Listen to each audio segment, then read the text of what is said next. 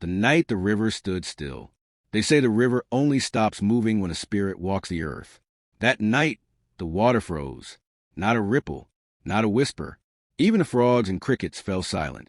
The villagers of Amudara rushed outside, confused, frightened. Mothers held their children close. Hunters raised their spears. Elders pressed their cowries to their chests. Something had entered the world. At the center of the still river, beneath the full moon, a woman stood, not walking, not swimming, standing, her feet resting on the water as if it were solid ground. Her skin shone like dark polished stone, her hair floating around her as though the wind obeyed only her. And wrapped around her body like a living jewel was a massive emerald green serpent, its scales glittering like stars on the surface of the water. Gasps, whispers, fear, river spirit, no goddess, hide your children. But the woman did not look at the villagers. She was in pain. Her belly tightened, and a cry tore from her throat when she was giving birth. A sudden flash of light, like the moon itself breaking. Then silence. In her arms lay a newborn girl, small and quiet, her eyes open, too open, glowing faint gold. The serpent lowered its head and touched the child gently, like a blessing. The villagers trembled. The woman looked toward the shore and saw Mama Joy, the village midwife, the only one brave enough to stand her ground. Take her, the river woman said, voice calm but heavy with grief. Her name is Gift. Protect her. Let her live among your people. Mama Joy stepped forward, heart pounding, but her hands steady. The river woman placed the baby in her arms. Then without a splash, she and the serpent sank into the water and vanished. The river began to flow again, but nothing was the same. That night, a child was born, not a man, not of earth, but of river and spirit. And although Gift would grow among humans, years passed, but the village never forgot the night the river stopped. Gift grew under Mama Joy's care, a quiet child with calm, glowing eyes and movements as smooth as flowing water. She didn't laugh loudly like the other children. She didn't argue. She didn't fear anything, not even snakes. At first, the villagers pretended not to notice, until the day they couldn't pretend anymore. It happened near the market path. A group of children were picking mangoes when they saw a huge serpent coiled on a rock, watching them. They screamed and scattered, except Gift. She walked toward the snake, slowly, gently, like she was greeting an old friend. The serpent bowed its head to her, as if to a queen. The children saw it. The elders heard about it. Whispers began. She is not one of us. The river spirit came for her. Keep your children away. But Mama Joy only said, fear what you do not understand, and you will burn your own blessings. Still, the whispers grew. One night, a child fell ill, burning with fever, shaking like leaves in a storm wind. No healer's herbs worked. Gift walked into the hut, without a word. She knelt beside the boy, placed her hand on his forehead, and the fever stopped, just like that. No chanting, no herbs, no fire. The boy sat up and asked for water. The entire village watched her in silence, and fear began to grow roots. At the riverbank, a foolish hunter tried to impress the crowd. He lifted his spear at a sleeping snake. Before he could throw it, the water behind him rose in a wave taller than a man. Gift stepped forward barefoot, calm. She looked at the water, at the spear, at the hunter. Then she whispered, enough. The river settled. The snake slid away into the grass. The hunter dropped his spear, hand shaking. And every eye turned to the girl. Some saw a blessing. Some saw a danger. Some saw a spirit walking in human skin. Gift simply walked away, her expression unreadable. But that night, someone important decided something, and life in Amudara was about to change. Fear can turn the gentlest village into a battlefield. After the river obeyed the Gift's voice and the serpent bowed to her, the elders gathered beneath the Irako tree, where decisions of life and death were made. The oldest elder, Agwagu, slammed his staff into the ground. A child who controls the river is not a child, he said. She is a spirit in human skin, and spirits do not live among us. Some nodded, some hesitated, some trembled. Mama Joy stood in front of them, her back straight, her eyes burning. She has harmed no one, Mama Joy said. She healed your children. She protected your hunters. She brings peace. But Agwaga stepped forward, voice sharp like a blade. It is not her kindness we fear. It is what she may become.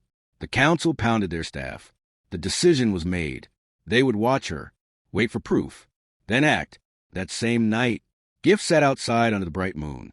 The wind played with her hair, and the river as always whispered her name. Then she heard footsteps. She did not turn. She already knew who approached. "They are afraid of me," she said quietly. Mama Joy stopped behind her, sadness heavy in her breath. "People fear what they cannot explain, child." Gift looked at the moon, her eyes glowing softly. "Then they will try to destroy what they fear." Mama Joy's heart shook. How could a girl so young speak like the river itself? The ground rustled. The emerald serpent appeared again, enormous, silent, ancient. It coiled beside Gift, eyes glowing like burning gold. And on its head not with fear, but familiarity. The serpent lifted its head high and hissed softly, not aggression, but warning. Gift listened. Then she stood. Her face was calm. "They will come for me soon." Mama Joy grabbed her hand. "I will not let them take you." Gift smiled slowly, soft and heartbreaking. "Grandmother, destiny is already awake." The drums began first. Not festival drums. Not wedding drums. War drums. Dum-dum-dum. Slow, heavy final. Mama Joy's heart froze. Torches moved through the darkness, like fireflies made of anger. Men, women, and youths led by Elder Agwagu marched toward her compound. "Bring out the serpent girl. She is a danger, before she brings madness to our children." Mama Joy stepped in front of Gift, arms wide. "You will not touch her." But the crowd did not stop. One of the young men grabbed a burning torch and hurled it at the hut. Fire exploded across the roof. Smoke rose into the night, choking the air. Gift did not scream. She did not cry. She only watched. Her glowing eyes reflected the flames. Mama Joy tried to smother the fire, coughing, tears streaming from heat and heartbreak. "Gift, run." But Gift shook her head slowly. "If I run today, they will chase me forever." She stepped forward. The villagers flinched back as if the night itself had moved. The river behind her began to rise, but not in a wave, in a shape, a towering form of water and moonlight, and within it the emerald serpent, massive and magnificent, eyes burning like suns. The villagers gasped, stepping back in terror. But Gift raised her hand. The serpent stilled. The water froze like glass. Her voice was calm, steady, ancient. "I am not your enemy." She looked at each face, not pleading but seeing. "I healed your children. I protected your hunters. I drank from your river, walked on your soil, lived among you." Her voice echoed like wind over water. "If you fear me, I will go." Mama Joy cried out, "No." But Gift turned, placing a gentle hand on her grandmother's cheek. "You gave me a home. I will not repay love with destruction." The serpent lowered its body, inviting her. Gift stepped onto its back. The villagers watched torches, shaking in their hands, not from anger now, but shame. The river opened like a doorway of silver light. Gift looked back one last time, her eyes soft, no hatred, no bitterness. "Remember me, not for your fear, but for my kindness." And with that, she and the serpent disappeared into the glowing water. The river never flowed again. The night went silent, and the villagers knew they had not chased away a monster. They had lost a blessing. After Gift disappeared into the river, Amudara changed. The village was quieter. Shadows felt heavier. The river that once flowed gently now moved with slow, grieving rhythm, like a drum mourning. Children whispered her name. Women avoided the riverbank. Men who once shouted in anger now stared at the water with regret. Mama Joy grew older, her steps slower, but her eyes remained bright with the memory of the girl who had called her grandmother. She visited the river every morning, sitting on the same smooth rock, whispering, "If the world was unkind to you, my child, forgive us." But seasons passed. Rain came and went. Palm fruit ripened and fell. The village forgot its fear and remembered its loss. Until one evening, the sky glowed orange and purple, and the river shimmered on the fading sun. Mama Joy walked the bank, as she always did. But this time, she was not alone. The water began to swirl softly, like a gentle hand stirring a bowl. Bubbles rose. Moonlight bent. The surface split, and Gift emerged, not as a child, not as a spirit monster, but as a young woman, radiant and calm. Her eyes still glowed, but with peace, not mystery. The great serpent floated behind her, massive yet still, like a guardian made of ancient love. Mama Joy gasped and fell to her knees, tears flooding her eyes. "My child, you returned. Gift stepped forward and embraced her warm, real, human.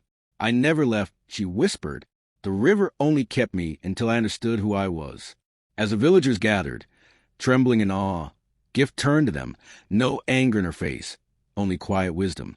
Fear made you chase me away, but love has brought me back. I am not here to rule you. I am here to heal. She touched the water, and the river began to glow, soft golden light, spreading like sunrise.